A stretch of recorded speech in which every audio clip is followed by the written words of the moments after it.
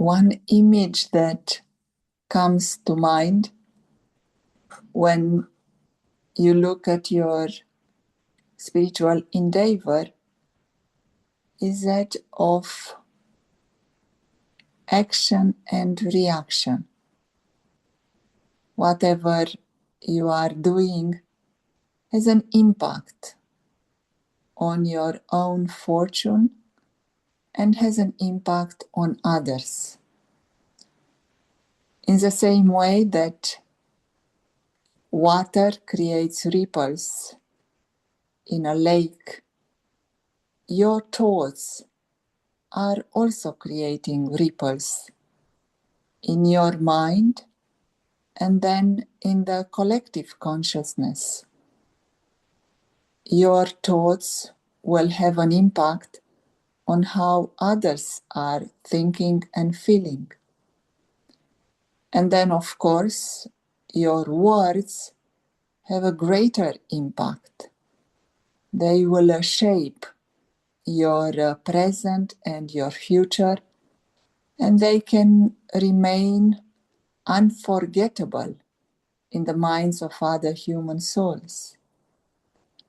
And then your actions will create a better future for yourself and for others.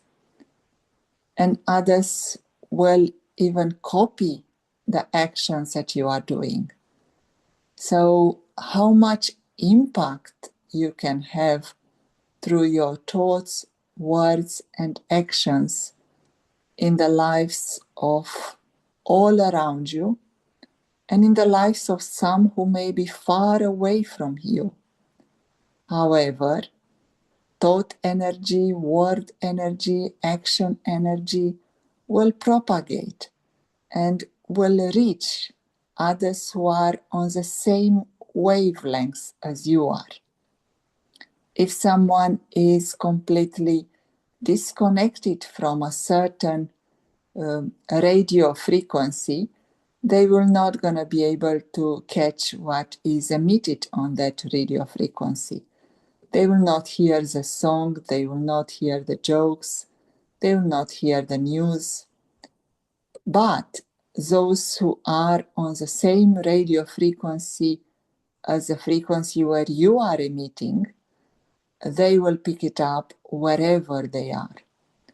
So how large and significant is your impact on yourself, on others, on the world? You are now understanding that the trigger for your highest action is God's consciousness. By being connected to the Supreme Soul, by being in a relationship with God, you are under His influence. His consciousness is having an impact on your thoughts and words and actions. So you are under the highest canopy of protection, and you are under the most benevolent influence, the influence of the Supreme Soul. The higher your love for the Supreme, the higher the impact that you have on yourself and on others. The more you are engaged with the consciousness of God, the more you will be able to shape your present, your future, and create positive consequence in the lives of others. You would understand this as being in love with God. Whatever God represents, whatever the Supreme Soul stands for, when you love that from the depth of your heart, then you will be able to think, speak, and act like God does, and you will be able to enjoy the highest quality of life. So, for instance, the Supreme Soul is a being who is most benevolent, most peaceful, most blissful and merciful being that we can ever think of. By staying in his company, by experiencing the waves of the ocean of peace, you will be able to imbibe that peace, you will live it in your present, and you will send it further in the future. In the future, you will experience a world of peace. When you experience the presence of the Supreme as your teacher, the one who is an ocean of knowledge, the one who teaches you about the beginning, the middle, and the end of the cycle of the world, then you become the richest of the rich. You have all the knowledge, all the jewels of knowledge. You are able to free yourself from any problem, any obstacle. You are ever wealthy. And you also become ever healthy.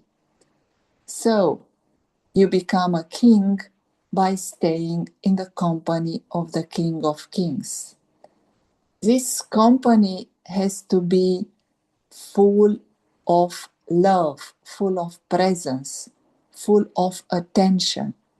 It is not by obligation. It is not like going to a temple to do devotion, or it is not like attending the church once a week because you have to. It is through your deepest love and commitment and appreciation of what the Supreme Soul is offering that you are here with Him. You feel, yes, the presence of the Supreme is almost constant in my life. So, He is a King of Kings, and you want to become a king. When you love everything that the Supreme Soul stands for, then you become a king. However, there are others around you who also are becoming kings. They have the same company, they have the same effort, they have the same aim. Now, who is going to be a king? You or him or her or everyone? How are you going to share that kingdom?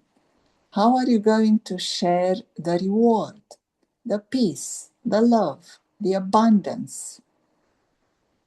Check for yourself. Through your spiritual endeavor, you are becoming a sovereign and you will be a king. However, others will also want to be kings. So check for yourself. What is your relationship with others around you? How their effort impacts you?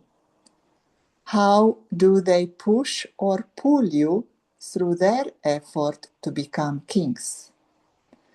The image that comes to mind is an image of some bills that are impacting each other. Just see this example. This can be you.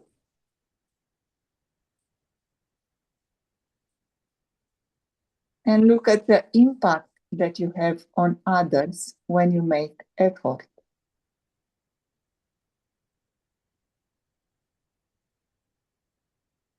This can also be someone else who wants to become a king.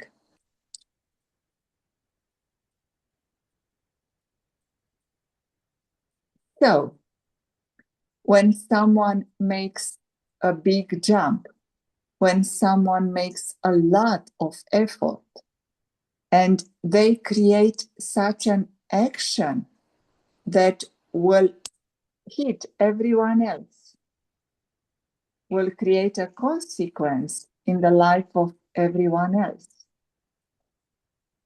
There are three consequences, three types of impact when someone comes with such a force and energy to take their reward. First consequence is that when they hit you, when they push you, you move, exactly like these balls. Second consequence, they hit you and you don't move. You remain unshakable, immovable. Third consequence is that they hit you, they push you, and you push them back. The consequence is that you react or you push or pull them in response to their action. So now look at each one of them. The first one, someone is working with a lot of diligence for their aim and they push you, they hit you like this ball, and then you move. Does it mean that they will become a king in your place? They will take your place? Is it possible on the spiritual path someone to stop you, someone to change your trajectory, someone to move you, someone to prevent you from taking your reward? It appears like they try to come and take your position. They will take you off the throne and they will climb on your throne and you will lose something and they will take something. But is that possible?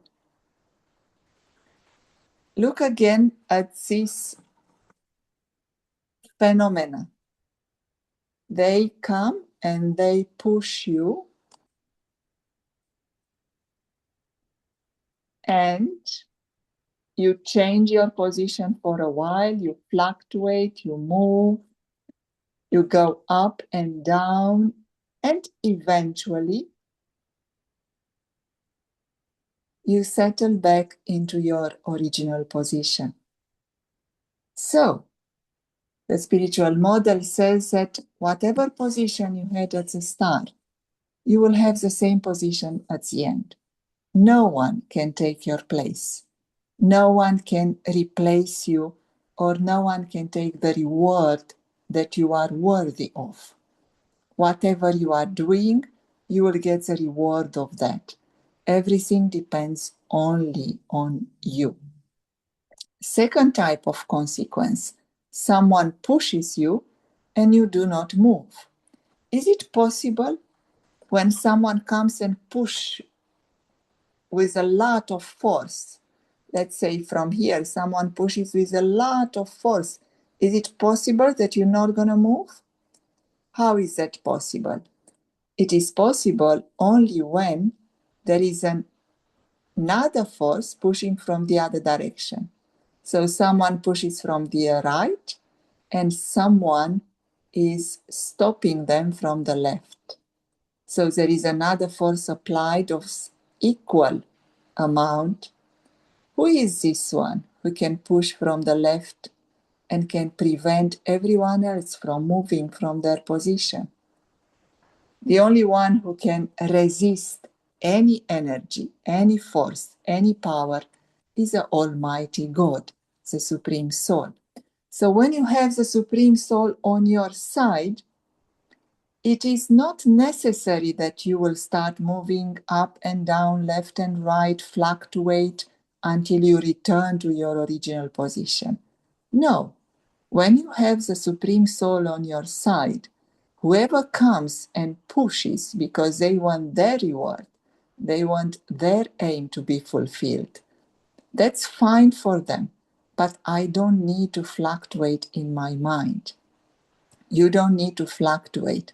You don't need to have waste thoughts. You don't need to have negative emotions. You can remain immovable because you have on your left, on your right, on your back, on your front, you have the energy of the Supreme Soul, the Almighty God. And finally, the third consequence of someone else trying to push you or pull you is that you push them back. You will respond with a force back to that soul, back to that king in progress. Everyone here is a king in progress. To help others is a duty, a responsibility, as well as an honor. You are honored to help someone else, to show their specialities, to shine and to glow.